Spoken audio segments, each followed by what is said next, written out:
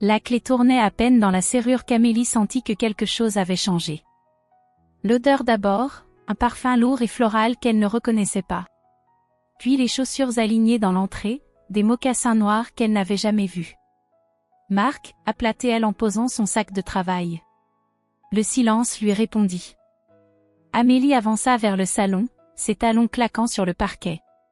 Ce qu'elle découvrit la figea sur place, une femme d'une 60aine d'années, impeccablement coiffée, assise dans son fauteuil préféré comme si elle en était propriétaire depuis toujours.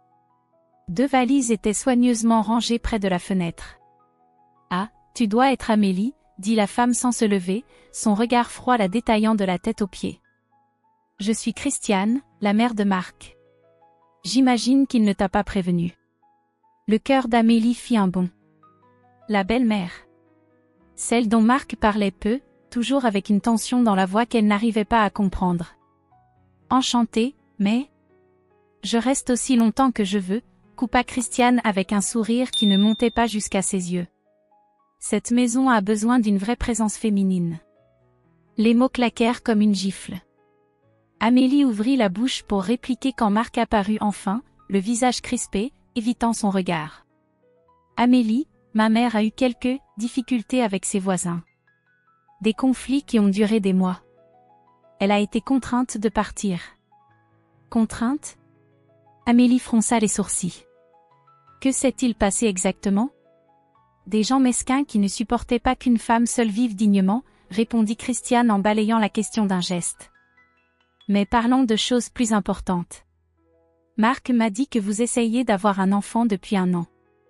Amélie sentit le rouge lui monter aux joues. C'était leur intimité, leur secret. Comment cette femme pouvait-elle en parler si naturellement ? C'est personnel, murmura-t-elle. Plus maintenant, ma chérie. Nous sommes famille. Christiane se leva enfin, s'approchant d'Amélie avec la grâce calculée d'un prédateur. J'ai tellement d'expérience à partager. La maternité, ce n'est pas donné à toutes les femmes, tu sais. Marc fixait ses pieds, les mains enfoncées dans les poches. Amélie chercha son soutien du regard, mais il semblait s'être transformé en statue. Marc, on peut discuter, demanda-t-elle, espérant qu'il comprendrait l'urgence. Plus tard, chérie. Maman s'installe dans la chambre d'amis. Tu peux l'aider, n'est-ce pas ? Le « tu peux » sonnait comme un ordre déguisé. Amélie regarda cet homme qu'elle avait épousé, cherchant une trace de celui qu'elle aimait. Mais Marc évitait toujours son regard, comme un enfant pris en faute. Christiane avait déjà commencé à explorer la maison, ouvrant les placards, inspectant chaque coin avec l'assurance de quelqu'un qui prend possession des lieux. Elle s'arrêta devant la photo de mariage d'Amélie et Marc, l'étudiant longuement. « Jolie cérémonie », dit-elle avec une pointe d'ironie. « Dommage que je n'ai pas pu y assister. » Marc était si occupé à l'époque. Amélie sentit un frisson désagréable lui parcourir l'échine. Il y avait quelque chose dans le ton de Christiane, une possessivité inquiétante, comme si Marc lui appartenait. « Nous avons préféré quelque chose d'intime », répondit-elle doucement.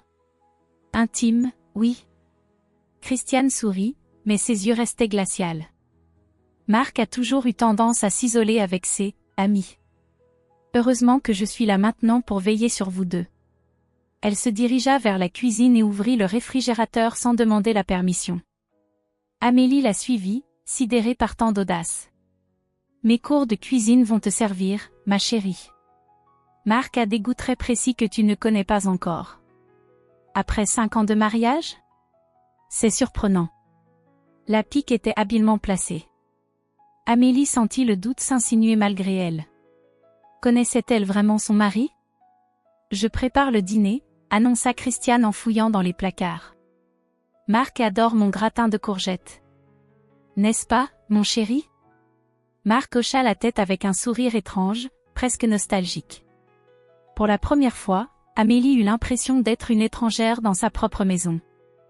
Le téléphone d'Amélie vibra, un message de sa collègue Sarah qui l'invitait à déjeuner le lendemain. Christiane l'observait, remarquant tout. « Qui c'est ? » demanda-t-elle naturellement. « Une collègue. »« Ah, ton travail ? Marc m'a dit que tu y passes beaucoup de temps. Les femmes d'aujourd'hui, toujours dehors. Moi, j'ai toujours su que la vraie place d'une femme.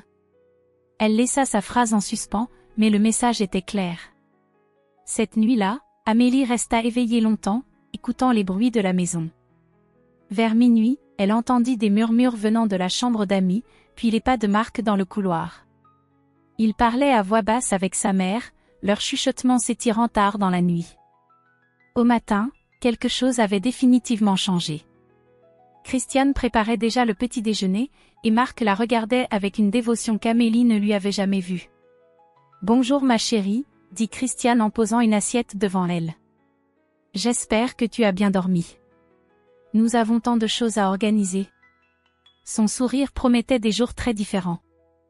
Amélie fixait les 2 lignes roses qui venaient de changer sa vie.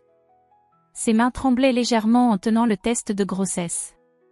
Après un an d'attente, c'était enfin arrivé. Un sourire immense illumina son visage. Elle courut vers le salon où Marc lisait tranquillement, Christiane brodant dans le fauteuil d'Axe en grave côté. 3 semaines que sa belle-mère avait élu domicile chez eux, et la routine s'était déjà installée. « Marc !» Elle agita le test sous ses yeux. « Regarde !» Il leva les yeux, mit quelques secondes à comprendre, puis son visage s'illumina. Il se leva d'un bond pour la serrer dans ses bras, la faisant tournoyer. « C'est fantastique !» s'exclama-t-il. « Maman, tu entends ? Amélie est enceinte. » Christiane posa délicatement sa broderie, un sourire parfait se dessinant sur ses lèvres. « Quelle merveilleuse nouvelle !» dit-elle en se levant pour embrasser Amélie. « Je suis si heureuse pour vous. » Mais quelque chose dans ses yeux troubla Amélie. Christiane ne semblait pas surprise. « Pas du tout. Il faut fêter ça. » Marc était euphorique. « Je vais chercher du champagne, enfin, du jus de fruits pour toi, ma chérie. » Pendant qu'il disparaissait à la cuisine, Christiane s'approcha d'Amélie avec une tendresse qui semblait forcée. « Ma pauvre petite » murmura-t-elle en lui prenant les mains. « Tu ne réalises pas encore dans quoi tu t'embarques. Être mère, c'est si difficile. Heureusement que je suis là pour t'aider. » L'enthousiasme d'Amélie se tempéra légèrement. « Je suis sûre que ça va bien se passer. » « Bien sûr, avec de l'aide. Tu vas avoir besoin de beaucoup de repos maintenant. Ce travail stressant ne sera plus possible. » Marc revint avec des verres et une bouteille de jus de pomme pétillant. Ils trinquèrent, mais l'euphorie d'Amélie s'était dissipée. Christiane la regardait avec cette intensité dérangeante, comme si elle évaluait chacun de ses gestes. Le lendemain matin, Amélie se préparait pour partir au bureau quand Marc l'intercepta dans l'entrée. « Chérie, j'ai réfléchi toute la nuit. » Son ton était différent, plus grave. « Tu ne peux pas continuer à travailler dans ton état. » « Comment ça ? » Amélie s'arrêta net. « Je viens à peine d'apprendre que j'étais enceinte. Maman m'a expliqué les risques. Le stress, les longues journées, les trajets en transport. Ce n'est pas bon pour le bébé. » Amélie sentit sa mâchoire se crisper. « Ta mère t'a expliqué ? » Marc, des millions de femmes travaillent enceintes sans problème. Pas ma femme. Sa voix était ferme, presque autoritaire. Tu vas donner ta démission aujourd'hui. Pardon ? Amélie le fixa, incrédule. Marc, c'est mon travail. Ma carrière. Je ne vais pas tout abandonner pour notre enfant, Amélie. Il soupira comme si elle était déraisonnable. Maman a raison, tu ne penses qu'à toi. Ces mots la giflèrent. Marc n'avait jamais parlé ainsi auparavant. Derrière lui, Christiane apparut dans l'encadrement de la porte, observant la scène avec satisfaction. « Votre belle-mère vous a monté la tête, » dit Amélie, sa voix tremblant de colère contenue. « Ne sois pas ridicule. Maman veut juste ce qu'il y a de mieux pour nous. » Amélie attrapa son sac et sortit en claquant la porte. Dans sa voiture, elle s'effondra quelques minutes, les mains crispées sur le volant.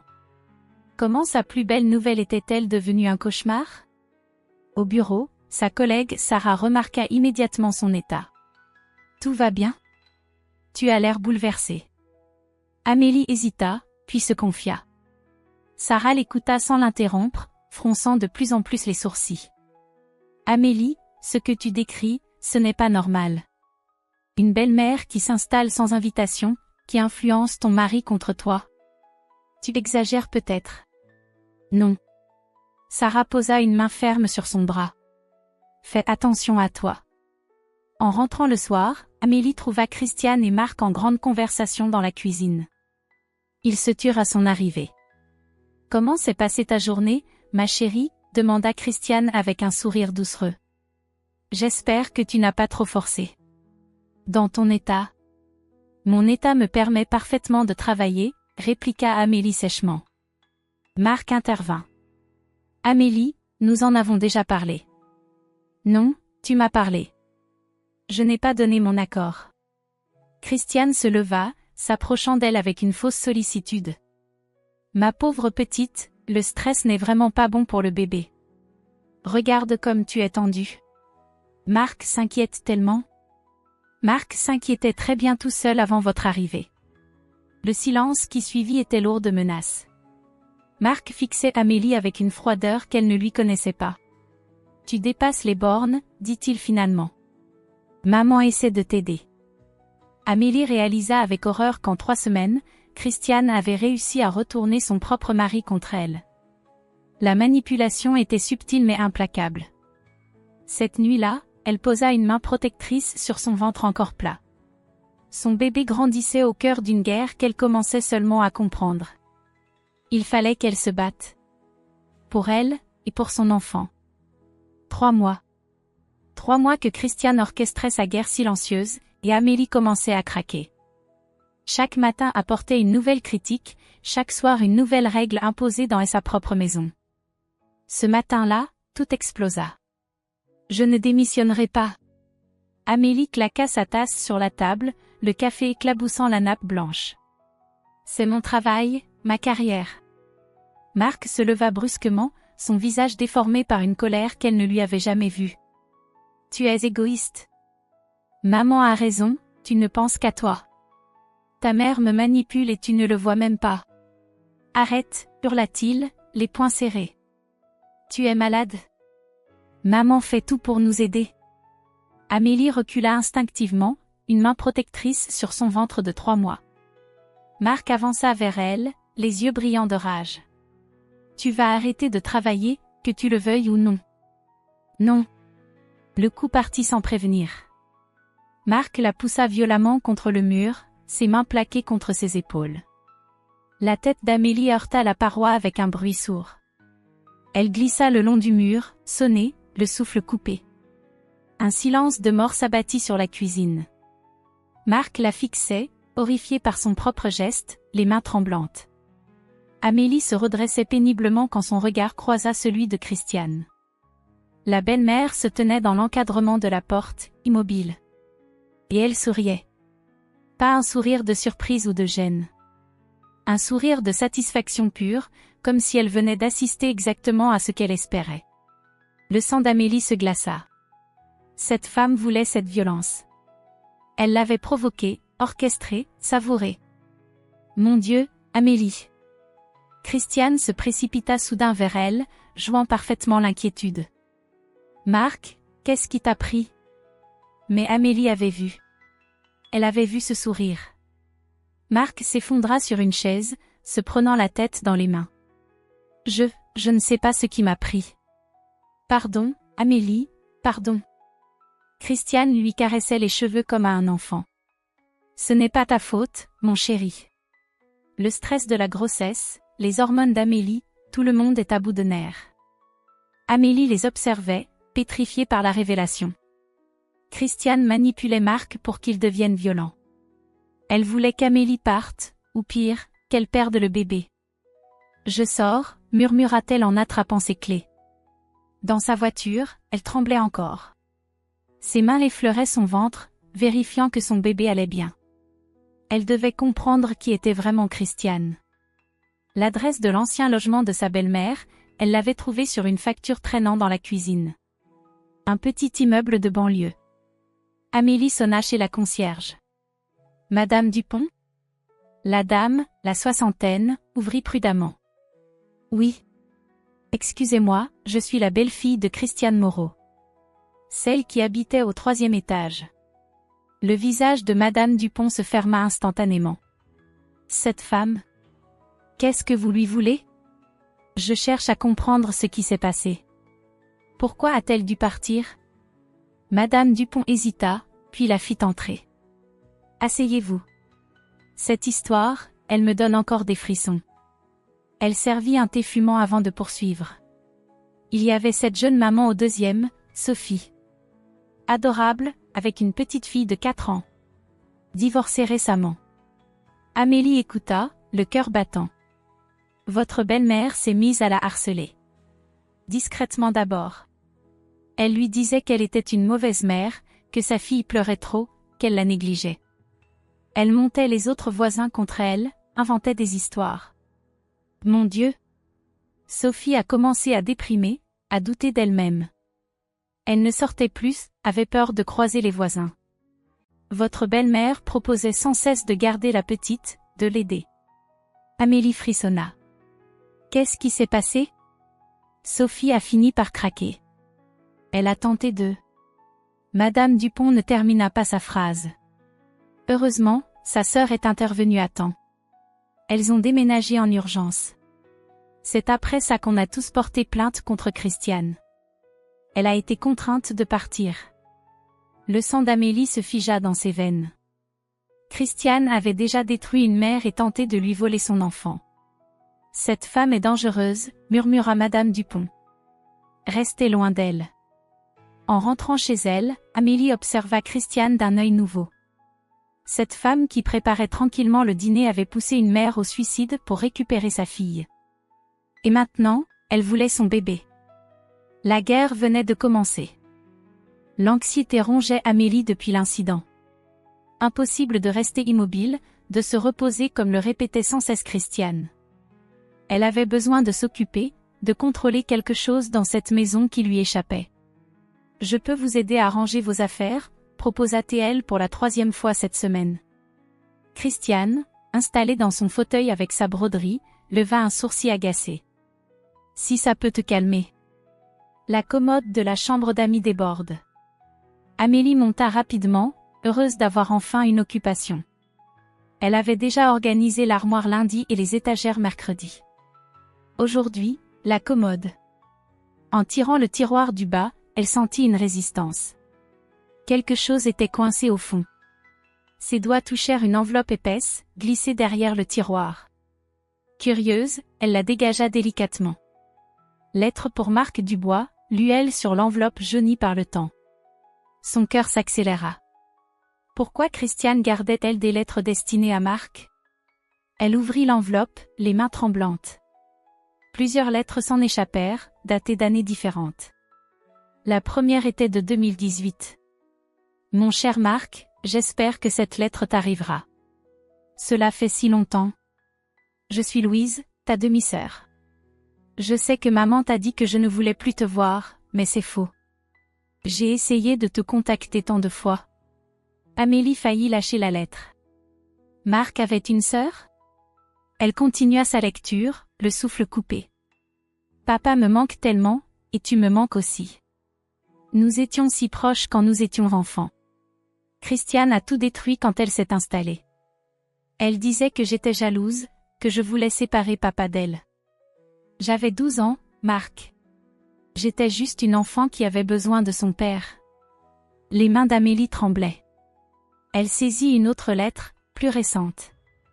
Marc, je travaille maintenant comme assistante sociale avec les personnes âgées dans la région de Normandie. J'aide les familles, c'est ma façon de guérir ce qui nous est arrivé. Si tu reçois cette lettre, appelle-moi. S'il te plaît. Ton père est mort en me cherchant, en regrettant de t'avoir perdu aussi. Louise. Un numéro de téléphone était griffonné en bas. Amélie s'effondra sur le lit, les lettres éparpillées autour d'elle. Marc avait une sœur qui le cherchait depuis des années. Et Christiane avait intercepté toutes ses tentatives de contact. Elle photographia rapidement les lettres avec son téléphone, puis les remit en place. Il fallait qu'elle trouve Louise. De retour dans le salon, elle observa Christiane qui brodait tranquillement, comme si de rien n'était. Cette femme avait détruit une famille, séparé un frère et une sœur, fait croire à Marc que sa sœur l'avait abandonné. « Vous étiez proche de votre belle-fille ?» demanda innocemment Amélie. Christiane leva les yeux, surprise. « Quelle belle-fille ?» La fille du premier mariage du père de Marc. Le visage de Christiane se durcit instantanément. Cette petite peste? Elle était jalouse dès le début. Heureusement qu'elle a disparu de nos vies. Marc était bien plus heureux sans elle. Amélie hocha la tête, cachant sa colère. Chaque mot confirmait ce qu'elle venait de découvrir. Le soir, seule dans sa voiture après le travail, elle chercha Louise Dubois, assistante sociale Normandie, sur Facebook. Plusieurs profils apparurent, mais l'un d'eux la fit s'arrêter net. La photo de profil montrait une femme d'une quarantaine d'années aux traits doux, avec les mêmes yeux noisettes que Marc. En arrière-plan, on devinait un établissement de soins. Elle cliqua sur le profil. Louise Dubois, assistante sociale à Caen, spécialisée dans l'accompagnement des personnes âgées. Son statut indiquait « Toujours à la recherche de ma famille ». Amélie sentit sa gorge se serrer. Cette femme cherchait Marc depuis toutes ces années, ne sachant pas que ses lettres étaient interceptées. Elle hésita longuement avant d'écrire un message privé. « Bonjour Louise. Je suis Amélie, la femme de Marc. Je crois que nous devons parler. J'ai trouvé vos lettres. » Sa main tremblait en appuyant sur « Envoyer ». 10 minutes plus tard, son téléphone vibra. Louise avait répondu immédiatement. « Mon Dieu! Marc va bien? Est-ce qu'il sait pour les lettres? Cette femme, elle nous a détruits. Pouvons-nous nous parler? » Amélie tapa rapidement. « Christiane vit chez nous. Elle manipule Marc. J'ai besoin de votre aide. » La réponse arriva aussitôt. « Je prends un week-end et je viens.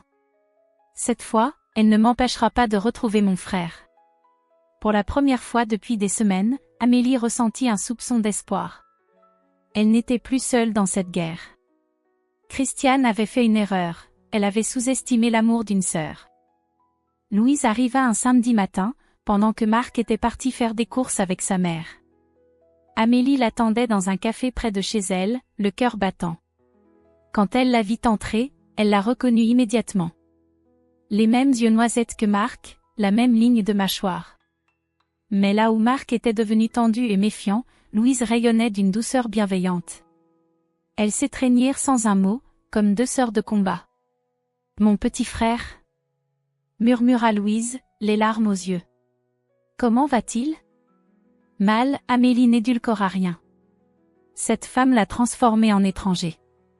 Il est devenu agressif. Contrôlant. Louise hocha tristement la tête. Dans mon travail avec les personnes âgées, je vois souvent des familles détruites par des manipulateurs. Christiane correspond exactement au profil. Elle sortit un carnet de son sac. Depuis que tu m'as contacté, j'ai fait quelques recherches. J'ai trouvé Sandrine, une ancienne petite amie de Marc. Amélie se redressa, intriguée. Elle a accepté de me parler au téléphone hier soir. Louise consulta ses notes. Sandrine était avec Marc il y a 8 ans. Devine qui s'est acharné à détruire leur relation? Christiane. Elle lui racontait que Sandrine le trompait, qu'elle était intéressée par son argent. Marc est devenu jaloux, possessif. Un jour, il a fouillé son téléphone, l'a accusé de mentir. Sandrine en a eu assez et l'a quitté. Amélie sentit sa gorge se serrer. C'est exactement ce qui m'arrive. Il y en a eu d'autres, je le sais. Mais Sandrine était la seule assez courageuse pour témoigner. Les autres? Louise soupira. Elle préfère t'oublier. Elles passèrent l'après-midi ensemble, Louise aidant Amélie à comprendre les mécanismes de la manipulation psychologique. Comment Christiane isolait Marc, lui instillait la méfiance, le montait contre les femmes de sa vie. Elle souffre d'un trouble de contrôle pathologique, expliqua Louise. Pour elle, Marc est sa propriété. Toute femme qui s'approche de lui est une menace à éliminer. Mais pourquoi garde-t-elle les lettres? Par négligence, probablement. Ou peut-être comme rappel de sa victoire. Ces gens-là aiment leurs trophées. En rentrant chez elle, Amélie commença discrètement son travail de documentation. Dans un petit carnet qu'elle cachait dans sa table de chevet, elle notait chaque manipulation qu'elle observait. 15 novembre, Christiane dit à Marc que j'ai l'air fatiguée et nerveuse au petit déjeuner. Suggère que je travaille trop. Marc me demande si je me sens bien. 16 novembre, Christiane critique ma façon de faire les courses. Marc préfère cette marque de yaourt. Je n'ai jamais vu Marc manger de yaourt. 17 novembre, Christiane à Marc, Amélie semble si stressée ces derniers temps. C'est inquiétant pour le bébé. Marc me regarde avec suspicion quand je rentre du bureau. Chaque jour apportait sa dose de venin distillé avec un sourire. Amélie se rendit compte que Christiane ne s'arrêtait jamais. C'était un travail de sape constant, méticuleux, implacable. Le plus troublant, c'était de voir Marc absorber ses mensonges comme des vérités. Il regardait Amélie différemment maintenant, avec cette méfiance qu'elle ne reconnaissait pas. Louise l'appelait chaque soir pour prendre des nouvelles et l'encourager. « Tu fais un travail formidable », lui dit-elle un soir. « Ces notes seront cruciales. Continue, ma chérie. Pour Marc, pour ton bébé. » Amélie posa une main sur son ventre de 4 mois. Son enfant grandissait dans cette atmosphère toxique, et elle se sentait impuissante. « Louise, j'ai peur. » « De quoi ? » ?»« Qu'elle réussisse. Qu'elle me fasse perdre Marc définitivement. Ou pire, qu'elle me fasse du mal, à moi ou au bébé. » Un silence lourd s'installa. « Amélie, » dit finalement Louise, sa voix ferme. « Cette femme a déjà détruit assez de vies. Il est temps qu'elle paie. » « Comment ? » ?»« J'ai une idée. Mais il va falloir être patiente. Et courageuse. » Cette nuit-là, Amélie entendit de nouveau les murmures nocturnes entre Marc et sa mère. Il parlait d'elle, elle en était certaine. Elle serra son carnet contre sa poitrine comme un talisman. Bientôt, Christiane découvrirait qu'elle n'était plus seule dans cette guerre. L'amour d'une sœur retrouvée était une force que la manipulatrice n'avait pas prévue. « Tu as raison », mentit Amélie en posant sa main sur son ventre de 7 mois. « Je me sens fatiguée. Je vais réduire mes heures de travail. » Christiane leva les yeux de sa broderie, surprise par cette soudaine soumission. « Enfin, tu commences à comprendre. » Marc sourit pour la première fois depuis des semaines. « C'est formidable, chérie. Maman va pouvoir t'aider à te préparer pour l'accouchement. » Amélie acquiesça docilement, cachant sa rage derrière un sourire forcé. Sa stratégie était simple, faire croire à Christiane qu'elle avait gagné, tout en documentant chaque manipulation. Dans son carnet secret, elle nota, 2 décembre, je feins d'accepter. Christiane triomphante. Marc soulagé. Leur garde baisse. Les jours suivants, Amélie joua parfaitement son rôle. Elle rentrait plus tôt du bureau, demandait conseil à Christiane pour les achats de bébés, se montrait reconnaissante pour ses précieux conseils. Christiane se délectait de cette victoire apparente. Elle redoubla de critiques déguisées en sollicitude, chaque phrase soigneusement calculée pour détruire l'estime de soi d'Amélie. « Tu devrais manger plus de légumes verts, ma chérie. Le bébé a besoin de fer. » Sous-entendu, tu es une mauvaise mère. Marc était si calme dans mon ventre. Les bébés ressentent tout, tu sais. Sous-entendu, ton stress nuit à l'enfant. Chaque pic était noté, daté, détaillé. Mais le stress constant faisait des ravages. Amélie dormait mal, sursautait au moindre bruit, sentait son corps se tendre dès qu'elle entrait dans la maison. Ce mercredi matin, en se levant pour aller aux toilettes, elle sentit une douleur vive lui transpercer le ventre. Puis une autre. Et encore une autre. « Marc » cria-t-elle, pliée en 2 dans le couloir. Il accourut, Christiane sur ses talons. En voyant Amélie agrippée au mur, haletante, Marc blêmit. « On va à l'hôpital. » Tout de suite. L'urgence maternité était un tourbillon d'activité. On brancha Amélie à un monitoring, surveillant les battements du cœur du bébé et l'intensité des contractions. Le médecin, une femme d'une 50aine d'années, examina les résultats en fronçant les sourcils. « Les contractions sont régulières mais pas trop fortes. Nous allons vous garder en observation et vous donner un traitement pour les arrêter. » « Le bébé va bien, Mais il ne faut pas qu'il naisse maintenant.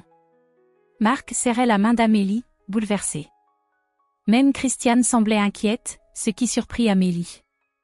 C'est le stress, expliqua le médecin. Il faut absolument que vous vous reposiez. Avez-vous des sources d'anxiété particulières en ce moment? Amélie regarda Marc, puis Christiane. Comment expliquer qu'elle vivait un cauchemar dans sa propre maison? Les hormones, intervint rapidement Christiane. Elle est très émotive ces derniers temps. Plus tard, quand Marc partit chercher des affaires à la maison, un homme en blouse blanche frappa à la porte de la chambre.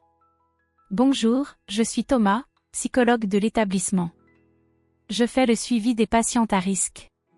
Comment vous sentez-vous? Amélie l'observa. La quarantaine, des yeux bienveillants, une présence apaisante. Pour la première fois depuis des mois, elle se sentit en sécurité. Fatiguée, murmura-t-elle. Thomas s'assit près du lit. Ces contractions prématurées sont souvent liées au stress psychologique. Voulez-vous en parler? Amélie hésita. Puis les mots sortirent, comme une digue qui cède. Elle raconta l'invasion de Christiane, les manipulations, la violence de Marc, sa sensation d'étouffer dans sa propre vie. Thomas l'écouta sans l'interrompre, hochant parfois la tête avec une gravité qui fit du bien à Amélie. Ce que vous décrivez s'appelle de la violence psychologique, dit-il finalement. Votre belle-mère utilise des techniques de manipulation classiques. Et votre mari, il est probablement sous emprise depuis l'enfance. Ces mots libérèrent quelque chose en Amélie. Elle n'était pas folle. Elle n'imaginait rien. Que puis-je faire? D'abord, protégez votre bébé. Et vous? Avez-vous de la famille, des amis? Amélie pensa à Louise. Oui. Bien. Vous allez en avoir besoin. Ce soir-là, Louise l'appela, paniquée. Amélie, j'ai appelé Marc pour prendre de tes nouvelles. Christiane a décroché. Elle m'a dit que tu étais hospitalisée à cause de ton instabilité émotionnelle. Elle prépare quelque chose, j'en suis sûre. Amélie ferma les yeux. Bien sûr. Christiane transformait même ses contractions prématurées en preuve qu'elle était une mère défaillante. Louise, j'ai peur qu'elle veuille vraiment me prendre mon bébé. Pas tant que je serai là. Cette nuit-là, les mains sur son ventre, Amélie sentit son enfant bouger doucement. Elle lui chuchota une promesse. Je te protégerai, mon amour. Quoi qu'il arrive. La guerre entrait dans sa phase finale. Amélie rentra de l'hôpital avec une détermination nouvelle. Thomas lui avait donné le courage de se battre. Elle appela Louise. C'est le moment. Il faut qu'on confronte Christiane. Ensemble. Tu es sûre? Après l'hôpital? Justement. Elle va utiliser ça contre moi. Il faut agir maintenant. Le samedi suivant, Louise arriva en fin de matinée. Amélie l'accueillit discrètement, son carnet de notes et son téléphone en main. Elles avaient préparé leur stratégie, confrontation simple, preuve claire, pas d'émotionnel. Marc était dans le jardin avec Christiane quand Amélie les appela au salon. Marc, j'aimerais te présenter quelqu'un. Il entra, Christiane sur ses talons. Quand il vit Louise, il s'arrêta net. Quelque chose dans ce visage lui était familier. Bonjour Marc, dit Louise doucement. Je suis ta sœur. Ta demi-sœur Louise. Le silence qui suivit était assourdissant. Marc la regardait, bouche bée, tandis que Christiane blêmissait derrière lui. Quoi, balbutia Marc. Amélie sortit son carnet et les lettres photographiées. Christiane a intercepté toutes les lettres que Louise t'envoyait depuis des années. Regarde. Elle lui montra les images sur son téléphone. Marc reconnut l'écriture de certaines lettres, la signature. Ses mains tremblaient. Maman? Il se tourna vers Christiane, cherchant une explication. Christiane redressa les épaules, reprenant contenance. Cette femme ment. Je ne l'ai jamais vue. Sandrine au ciment? Louise sortit son téléphone. Ton ex-petite amie d'il y a 8 ans. Elle a accepté de témoigner. Elle lança l'appel en haut-parleur. La voix de Sandrine emplit la pièce. Marc? C'est vraiment toi? Écoute, je n'ai jamais voulu te recontacter, mais ta mère était toxique. Elle m'a fait un enfer. Elle t'a monté contre moi en te racontant que je te trompais. C'était des mensonges. Marc reculait, secouant la tête. Non, non, ce n'est pas possible. Amélie ouvrit son carnet. Et ça, Marc? Elle commença à lire ses notes. 2 novembre, Christiane dit que je mange mal, que ça nuit au bébé. 5 novembre, elle suggère que mon travail me rend nerveuse. Chaque jour, Marc.